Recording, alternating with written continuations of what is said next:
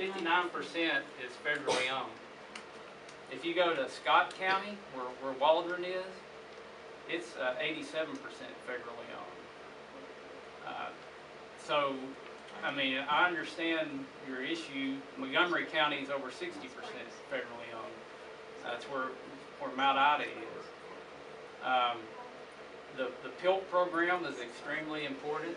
If the federal government, if this land's not producing taxes to support the local schools, then I think it's good expenditure of the general treasury to reimburse those counties so they can have their schools.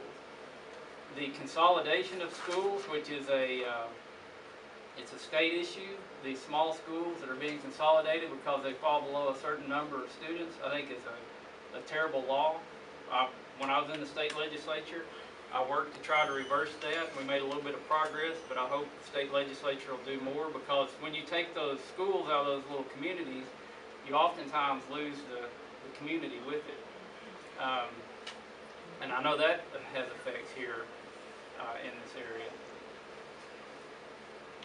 And when you think of the, and I know you may think Newton County all by itself, but you're a lot like a lot of counties in my district where you got forestry and agriculture and tourism are pretty much the industries that are available.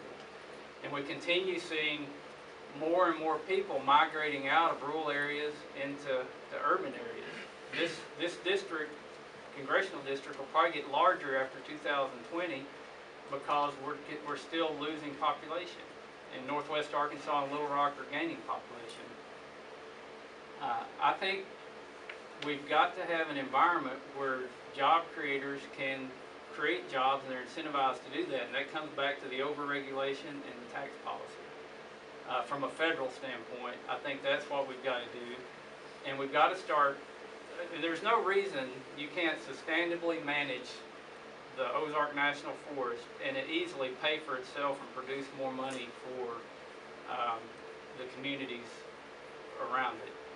And right now, because of federal policies, our federal lands are becoming a drain on the federal budget. There's more money going into these lands than what's coming off of the land. It seems like other communities, though, that have federal lands, especially national park areas, have found ways to have economic development that's compatible. I don't know what to give as an example, maybe Tennessee, but there are economic possibilities, it seems to me, that would be compatible and would actually enhance the public lands. Yeah, and I don't have data on this. I can just tell you empirically from what I've seen in my lifetime, is there are a lot of places to stay that used to not be. You see all these little cabins along the road, so I think that's the way people have taken advantage of it. The elk at Ponca, everybody I know from all across the state want to come up here and see the elk, so I know that's a way that's drawn people in. But I don't have the data on that to see how much it's actually producing. But I think those are the ways that other places around public lands have been able to take advantage of those lands to develop more economy around it.